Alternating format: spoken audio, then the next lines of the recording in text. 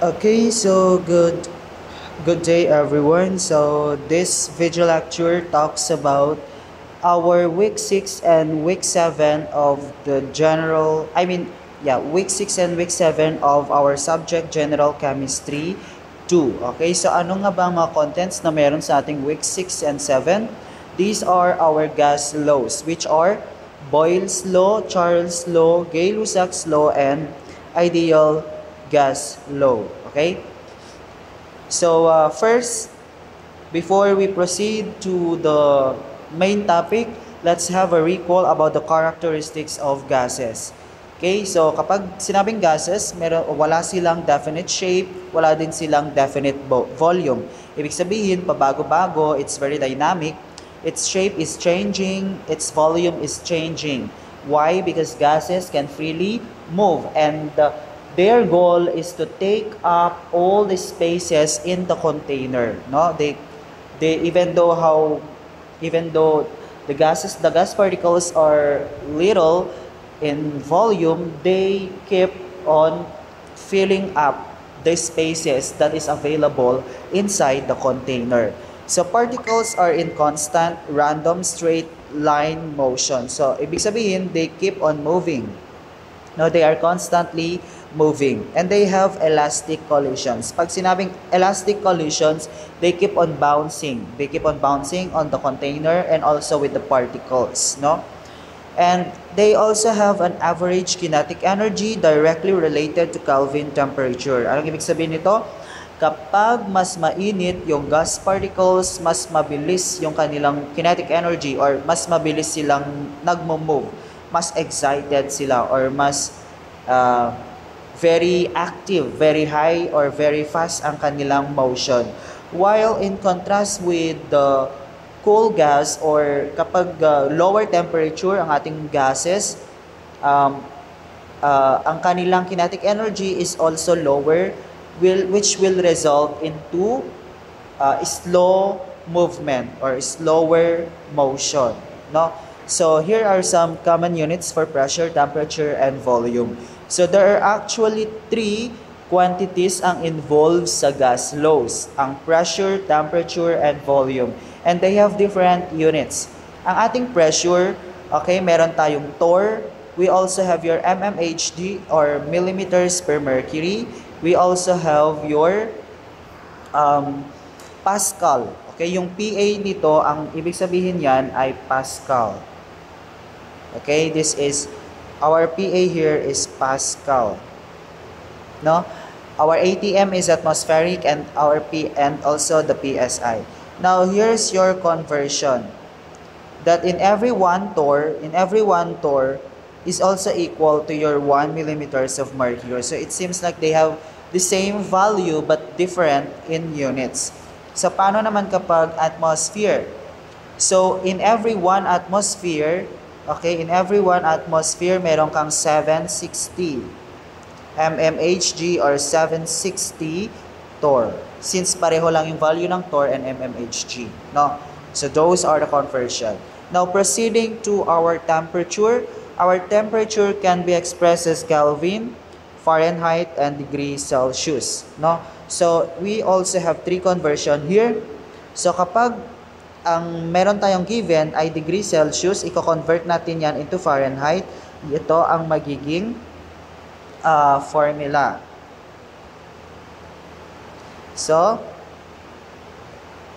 you just have to multiply the given degree Celsius with 1.8 and then add 32. Okay, that's the conversion of degree Celsius to Fahrenheit. How about degree Fahrenheit to degree Celsius? Kabaliktaran naman. So just subtract degree Fahrenheit na given with 32 and then divide it with 1.8. Next is conversion of degree Celsius to Kelvin.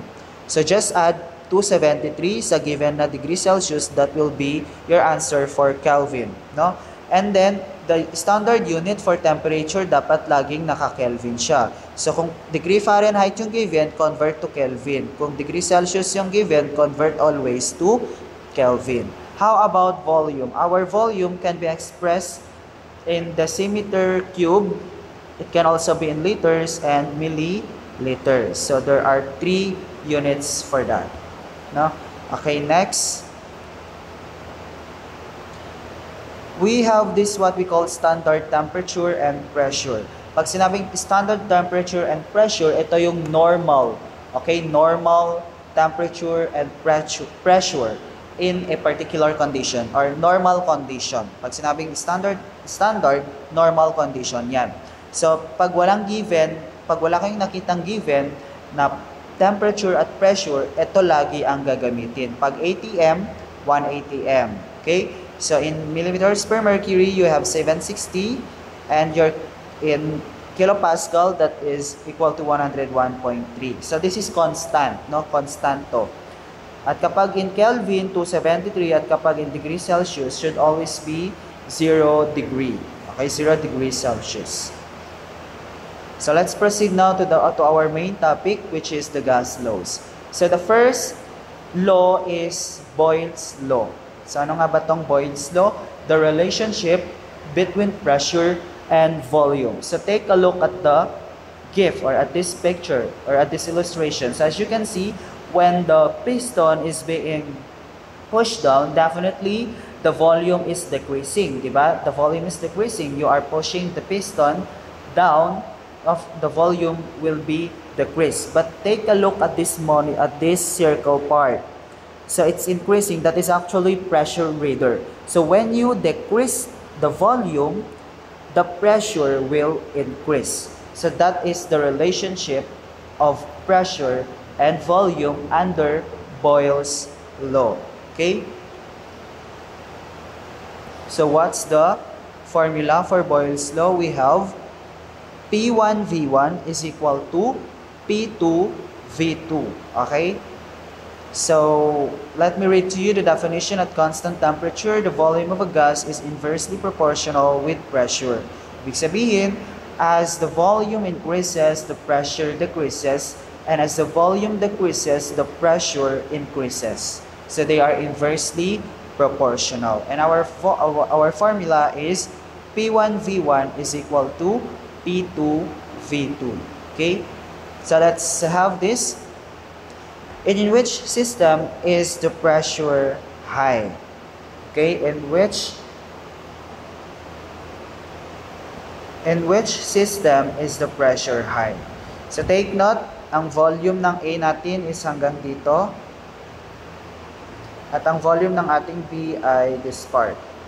At ang sabi natin, the greater the pressure, the lower the volume. So, what will be the answer? Definitely, it's letter B. Okay? Kasi lower ang kanyang volume compared dito sa A. So, if you have lower volume, the pressure is higher. So, mas higher ang pressure sa B natin kumpara sa situation A natin. Okay? Next. So, based on our experiment, diba, nung sa marshmallow, okay, that is one of the application of Boyle's law, specifically the syringe. So, syringe operate Boyle's law. When the plunger is pulled up, the volume inside the syringe increases, causing a decrease in the pressure inside the syringe. The decrease in pressure causes the liquid to be drawn into the syringe, thereby causing the volume of the air to decrease again. Okay? So let's have this example. A sample of ammonia gas occupies 3.5 liter when the pressure is 1.5 atmosphere.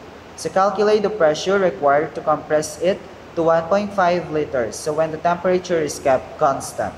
So ano yung mga given muna natin? Okay, ang mga given natin dito, meron tayong 3.5. Ano ang ating 3.5? Is it your V1 or V2?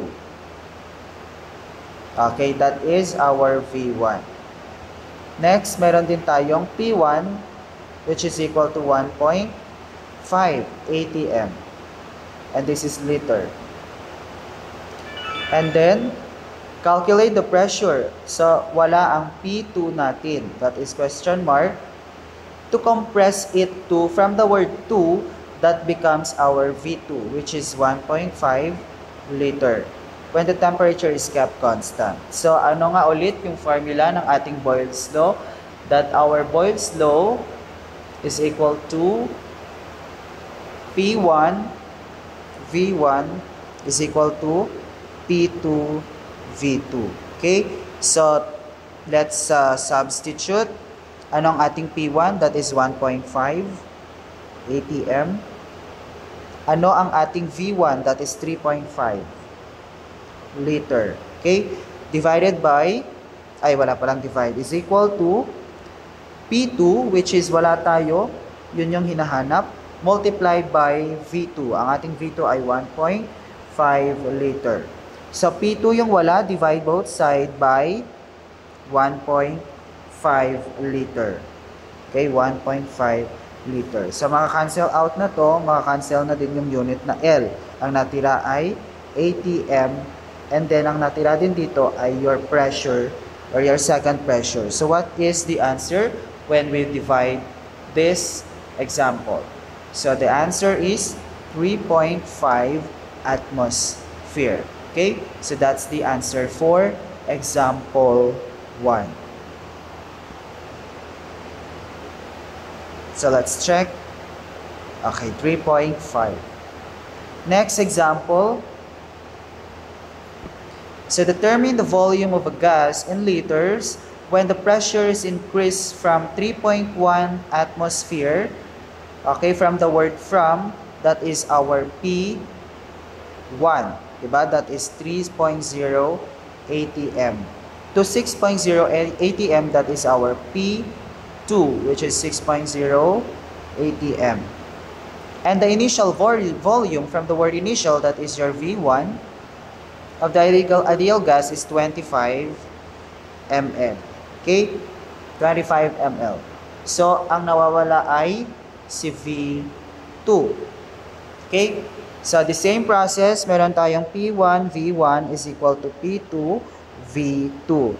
Ang ating P1 ay 3.0 ATM.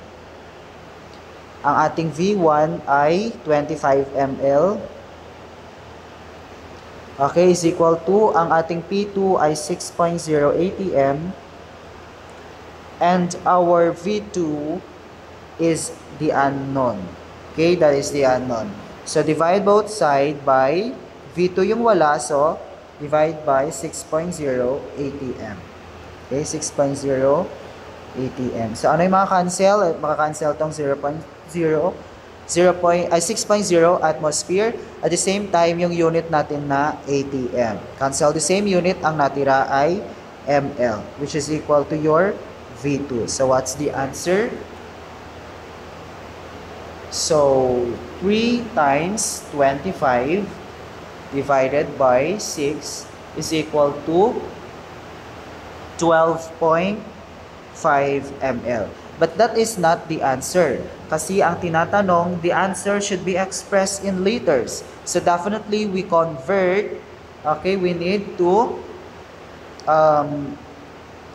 convert ml into liters. So, 12.5 ml times, in every 1 liter, there are 1,000 ml. Okay, so 12.5 times 1 divided by 1,000. So, the answer is 0.012. Okay, 0.012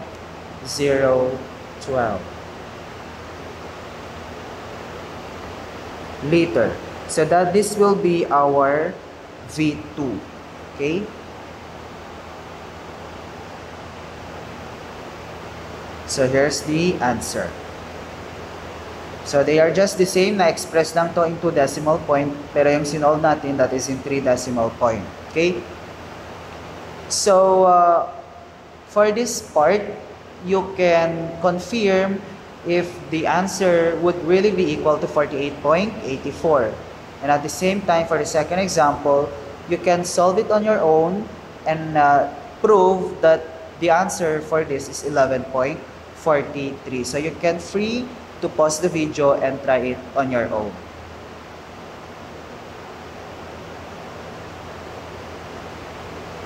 Next law, we have the Charles Law. Ano naman ang sinasabi ng Charles Law? This is the relationship between volume and temperature.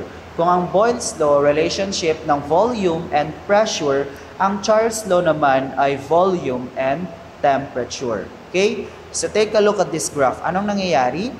When the volume is increasing, the temperature also increases. So they are directly proportional. That is, the application for our Charles Law is this one. No? Diba, we've done doing this, that if you submerge the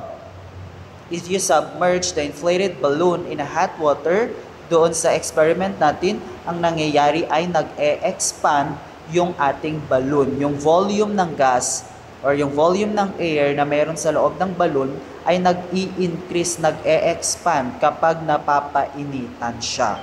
Okay? So that is Charles' Law. They are directly proportional. So ano naman ang formula kay Charles' Law? We have your V1 divided by T1 is equal to V2 divided by T2. Or initial volume divided by initial temperature is equal to final volume divided by final temperature. So there is a question here.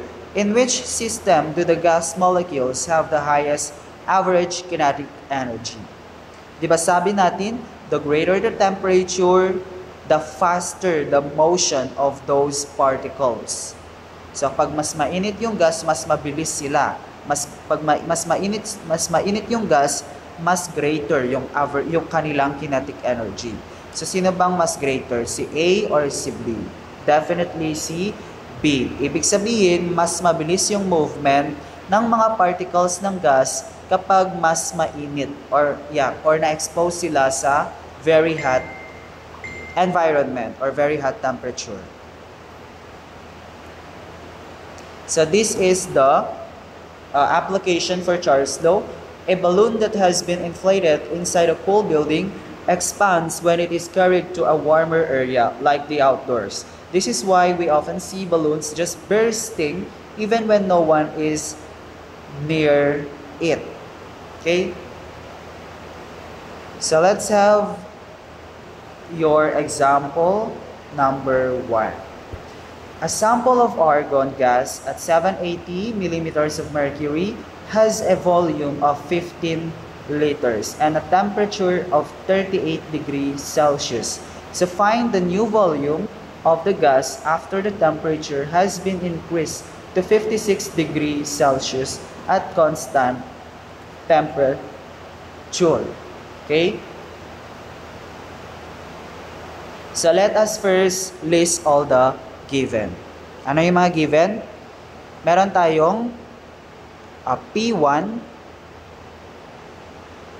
which is equal to 780 millimeters of mercury. Meron din tayong V1 which is equal to 15 liters. Meron din tayong temperature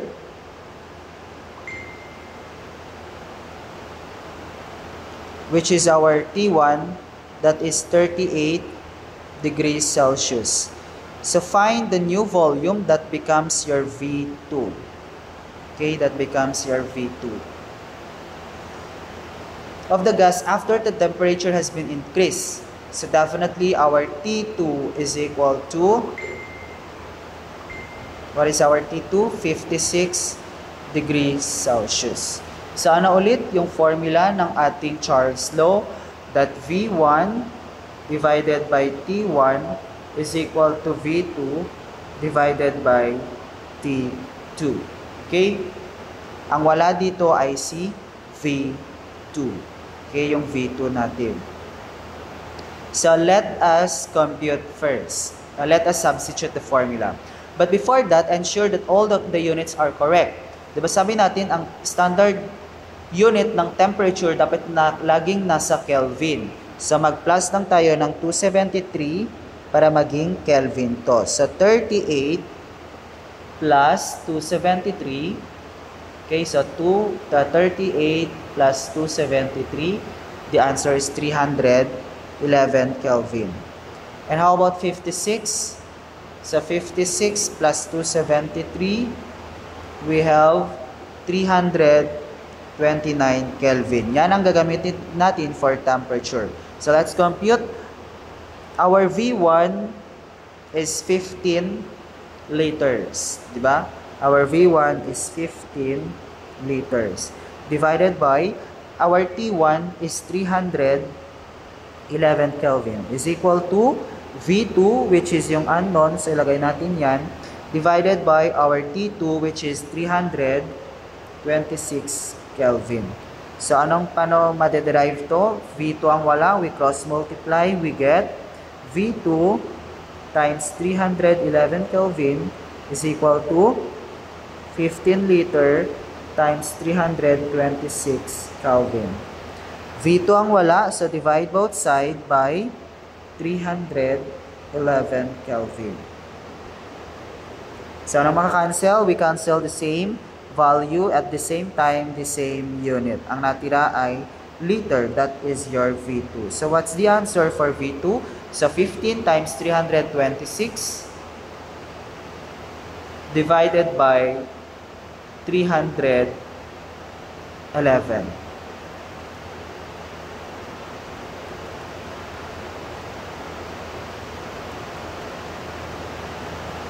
Okay, I'm sorry, may mali pala tayong nailagay dito. This must be equal to 329. Okay, 329 pala to. Should be 329. So, palitan lang natin to ng 329. Should be 3. Okay, 329. So, the answer will be 15.87 liters. Okay, yan ang sagot for this example. So, let's check. Okay, the answer is 15.87. Next example for Charles' law. Okay.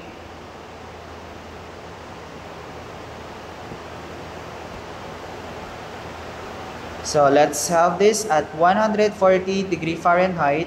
The volume of a sample of air was 8.8 liter. What would be the volume in milliliters of the air sample if it is heated to 55 degrees Celsius at the same pressure? So let's have the given. Ang T1 natin, that is 140 degree Fahrenheit. Okay? At ang ating V1, we have 8.8 liters. So what would be the volume? So that is your V2, which should be expressed in ml. Of the air sample, if it is heated to, that is your T2, which is equal to 55 degrees Celsius at the same pressure. Okay?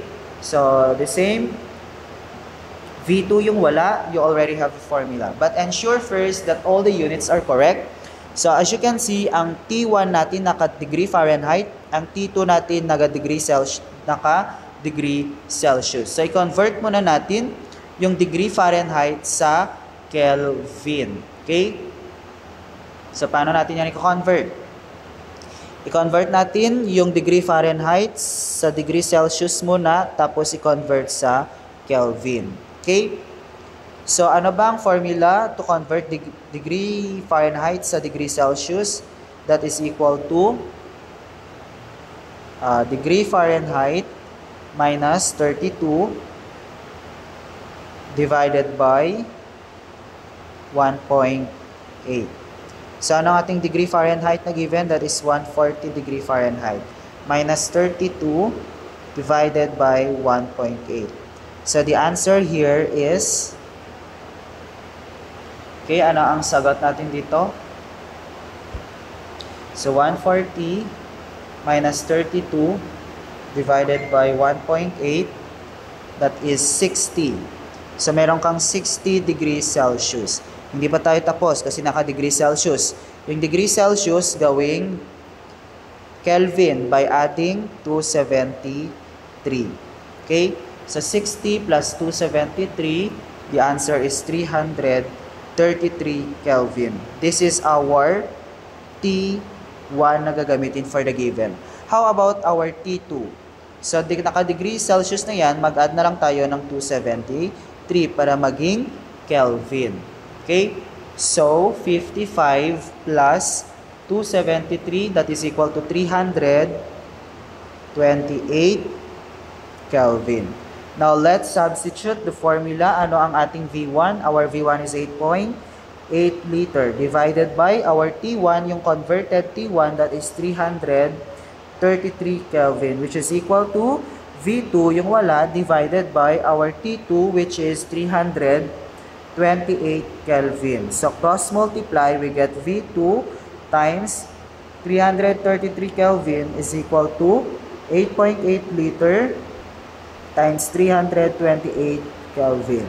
So, divide both sides by V2 yung wala sa 333 Kelvin. So, cancel the same unit. Ang natira dito ay liter. And then, cancel the same value. So, what will be our V2? Okay, so our V2 here is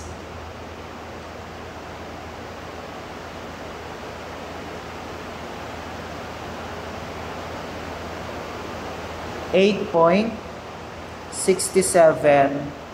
liters. But that is not the final answer because what is being asked is it should be expressed in ml. So convert 8.67 liter to ml by multiplying in every 1 liter there are 1,000 ml.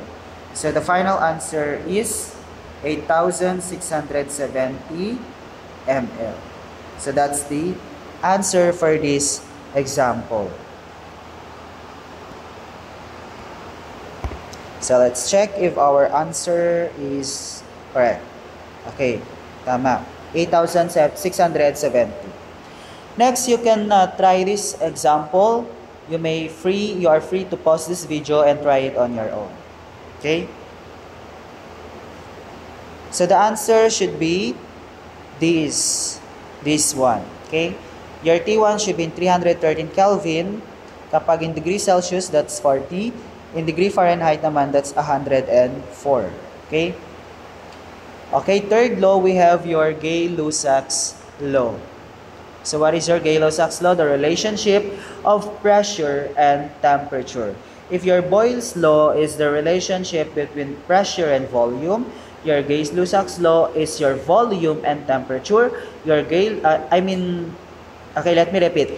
Kung ang Boyle's law natin, that is the relationship between pressure and volume. Yung Charles law natin, that is volume and temperature. Ang ating Gay-Lussac's law naman ay pressure and temperature. So ano naman ang nangyayari? As you can see in the graph, when the pressure increases, the temperature also increases. So definitely, they are directly proportional. If the pressure increases, the temperature also increases. If the pressure decreases, the temperature also decreases. Okay? So what is our formula? We have your P1 divided by T1 is equal to P2 divided by T2. Okay? So that is for our formula for Gay-Lussac's law. So let's have this first example. A helium gas placed outside a laboratory has a pressure of 10 atmosphere at 28 degrees Celsius. How much will the increase be at noontime when the temperature reaches 35 degrees Celsius? So, listing all the given, our P1 is equal to 10 atmosphere. Our T1 is equal to 28 degrees Celsius. So how much will the increase in noontime? Okay? So how much will the increase be at noontime when the temperature reaches 35 degrees Celsius? So our T2 is 35 degrees Celsius. So anong nawawala? Our P2. Pressure, our final pressure at noon time. Okay? So as you can see, again, yung ating unit ng temperature, naka-degree Celsius, convert yan sa Kelvin by adding up 273. Okay? So 273 plus 28 or 28 degrees Celsius plus 273, that is 301 Kelvin.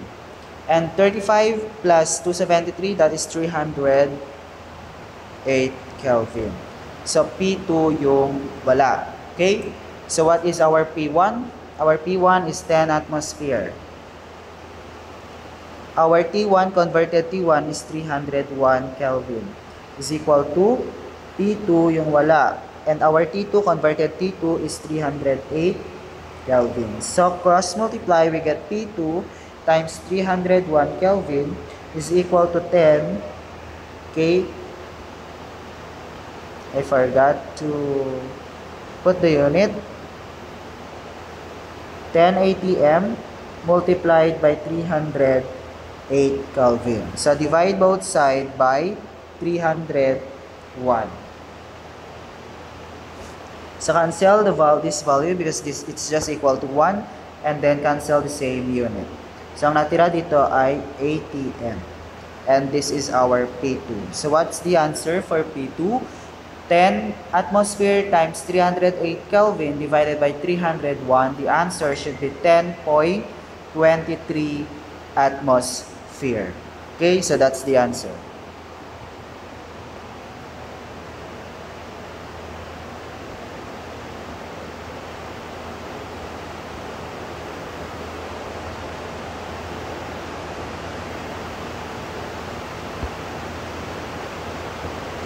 Okay, next example. A gas initially exerts a pressure of 1,278 mmHg at 107 degrees Celsius. At what temperature must the gas be heated to exert a pressure of 2.13 atmosphere? Okay, so let's have the given. Initially, from the word initially, that will be our P1. Our P1 is 1,278 millimeters of mercury. And our T1 is 107 degrees Celsius. What will be the temperature? Okay, if our P2 is 2.13 atm. As you can see, magkaiba yung unit ng ating pressure. Yung P1 natin naka mmHg, yung P2 natin naka atm. Okay? So, kailangan maging pareho yung unit nila. It's either pareho silang mmHg or pareho silang atm. Pareho lang ang magiging sagot natin. Okay? Ngayon, piliin natin na dapat yung unit ng ating pressure ay atmosphere. Okay? Atmosphere siya dapat. So, i-convert natin yung P1 na naka mmHg 1278 into atm. Okay? Sabi natin, in every 1 atm, there are 760 mmHg. Okay? So, let's do the calculation. 1,278 times 1 divided by 760. The answer here is 1.68. Okay, 1.68. Cancel na to. ATM. So as you can see, pareho nang naka-ATM ang ating P1 tsaka P2. The same time, naka-degree Celsius yung ating temperature, mag-plus ng 273. So 107 plus 273, the answer is 380. Okay, so let's do the calculation. We all know that P1 divided by T1 is equal to P2 divided by T2. Anong ating P1? Converted P1, that is 1.68 divided by our T1, that is 380. Okay, may Kelvin to. Equals P2 yung wala. Okay. Yeah, T2 yung wala. Ako sana, T2. Sa our P2, meron tayong P2, di ba? 2.13 atm. At yung wala ay yung temperature 2. So cross multiply, we get 2.13 atm times 380 Kelvin is equal to 1.68 atm times the unknown, which is T2. So divide both sides by 1.68.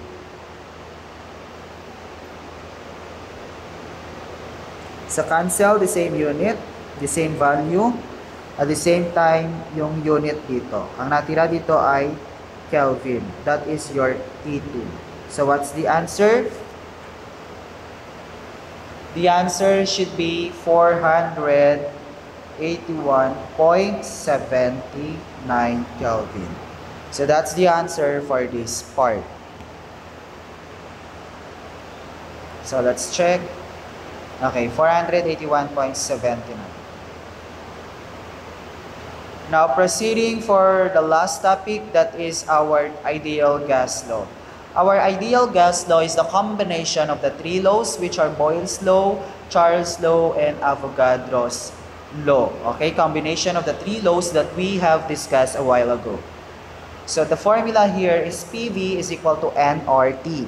Your P is in pressure, that is in atmosphere, ATM. Okay, ATM.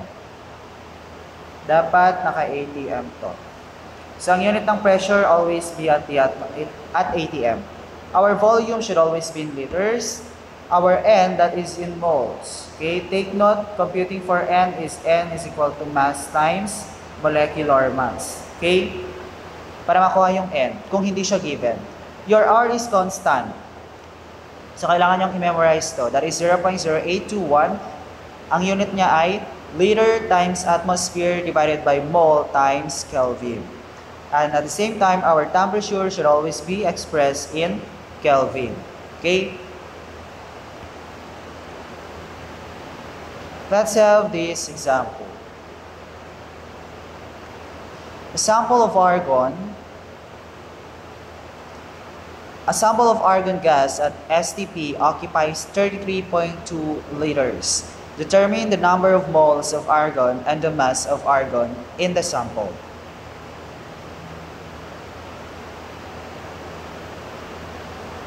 Okay? So let's have all the given values. Meron tayong volume na okay.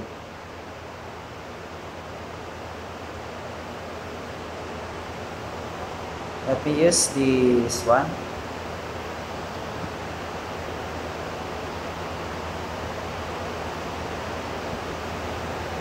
Okay, ano yung mga given natin? Meron tayong volume which is equal to 33.2 liters. STP. Anong ibig sabihin ng STP? Standard temperature and pressure. Diba? Sinabi ko kanina to sa previous slide. Kung walang given na temperature tsaka pressure, gagamitin yung value na yun. Okay? So, ang ating pressure ay anong ating pressure? At ATM, 1 atmosphere. Ano naman ang ating temperature? That is 273. Okay? Kelvin. So, saan to galing, sir? Ito ay constant. Basta pag nakakita kayo ng STP, standard temperature pressure, ito lagi ang gagamitin. Diba nasa ano naman to? In-introduce ko yan sa first slide. Okay, dun sa previous slide. Determine the number of moles of argon and the mass of argon in the sample. Ano yung wala? Mole. Okay? Ano daw ang magiging mole ng argon tsaka yung kanyang mass. Okay? So, ibig sabihin, yung N yung wala dito, yung N. So, how do we do that? Divide both sides by RT. Diba? RT. So, cancel. Magiging formula na natin ay N, your number of moles is now equal to PV divided by RT. Okay? Substitute ko dito. Ano ang ating pressure? 1 atm. Ano ang ating volume? That is 33.2 liters. Divided by, ano yung ating R? Constant gas, or gas constant, that is 0.0821 liter times ATM divided by mole times Kelvin. Okay? Multiplied by our temperature, that is 273. Sa pagilagay ito sa calculator, anong magiging sagot? Our N, or number of moles, is equal to 1.48. Okay, 1.48 mole. Okay, meron na tayong mole na 1.48. Next, unknown, that is the mass. Okay, mass. Meron kang number of mole. Di ba ang formula ng number of moles ay mass times molecular mass. Okay? Mass yung wala. So, divide both side, ay multiply, kaka-cross multiply. The formula in computing for the mass now is equal to the number of moles times molecular mass. Okay? Ano ang N ulit natin na na-compute? That is 1.48, di ba? At ano ang molecular mass ng argon? Argon gas. Pag sinabing argon gas, okay,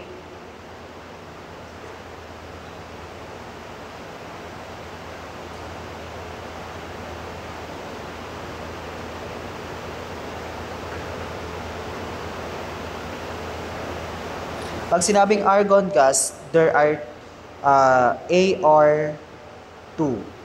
Okay, yan ang kanyang chemical formula. AR2. There are 2 argon.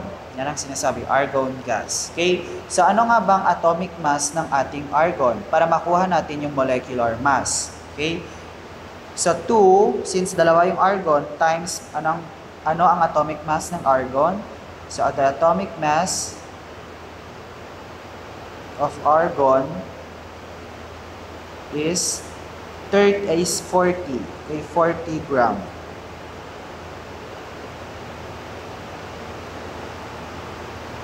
Okay, so 40 times 2. 40 times 2 is 84 gram. So yan ang molecular mass ng ating argon. So ilagay dito 84 gram of AR is equal to, okay, that is in gram per mole, di ba? Molecular mass. Remember our last discussion?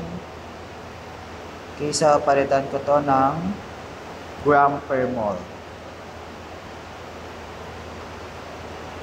So cancel the same unit, yung mole ang natira na ngayon ay gram. So ano ang mass natin? So 1.48 times 84, the answer is 124.32. So that is the mass naman. So we're done computing for the mole and the mass of the argon in the sample, which is 124.32 gram. Okay, so those are the answer.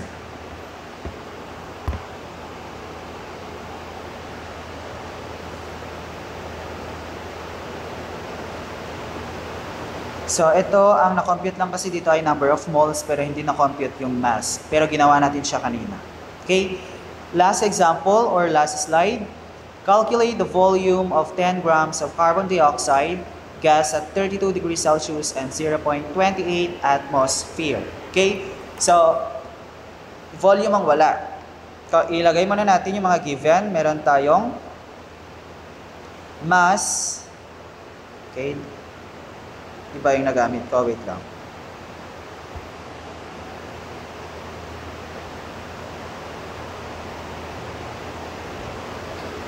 So, our mass is 10 grams. Okay? Of CO2. And then, we also have temperature which is equal to 32 degrees Celsius. And our pressure is equal to 0.28 atm. So as you can see, naka-degree Celsius, i-convert yan into Kelvin. So 32 plus 273 The answer is 305 Kelvin. Okay? So, ano ulit yung formula? PV is equal to nRT. Ang nawawala ay volume. Diba? Volume ang tinatanong. Okay? Question mark yun. Wait lang. Okay, so question mark. Volume. Calculate the volume. So, volume yung wala, so divide both side by P. Diba? So, cancel. Our formula now, volume is equal to N or T divided by the pressure. So, substituting, meron ba tayong number of moles or N sa given problem? Wala, diba? So, leave that blank. Okay? Our R is equal to 0.0821 liter times atmosphere divided by mole per Kelvin. Okay? Times the temperature is 305 Kelvin. Divide by the pressure, which is 0.28 atm. We cannot compute for this one kasi mayroon tayong unknown na given. Okay? We have an unknown given which is your N. Wala tayong N. So, compute for N muna. Ano ulit yung formula ng number of moles? Number of moles is equal to the mass divided by molecular mass. Okay, ano yung mass na given? That is 10 gram of CO2. Ano ang molecular mass ng carbon dioxide? Our carbon dioxide, meron kang isa times 12 gram atomic mass.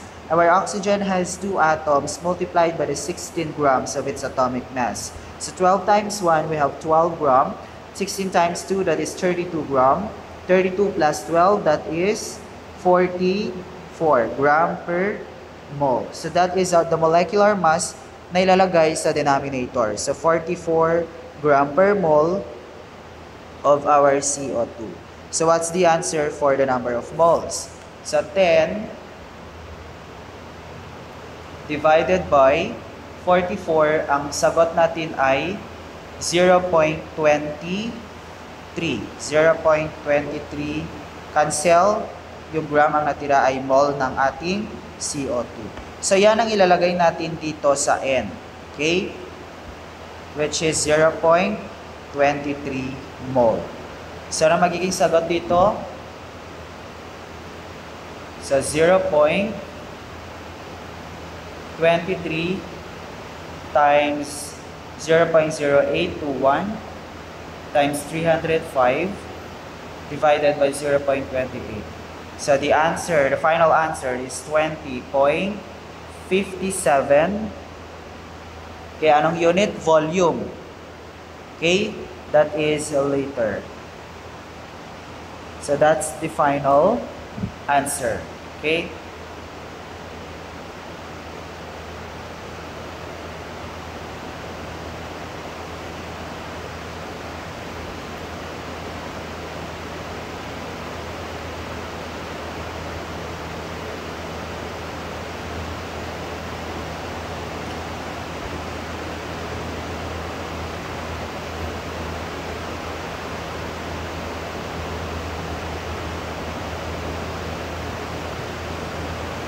So, ito yung tamang sagot kasi nandito sa PowerPoint, mali yung given. Okay, tingnan nyo. Ay, mali yung ginamit na given. Ang mass natin, ang given na mass ay 10 grams, pero ang nagamit dito ay 14. Okay? So, it's not the correct, this is not the correct answer. Yung kanina na sinolve natin, yun yung tamang sagot. Okay? So that is the end for the video lecture of our week 6 and 7. And good luck and God bless to your first midterm examination. For now, goodbye.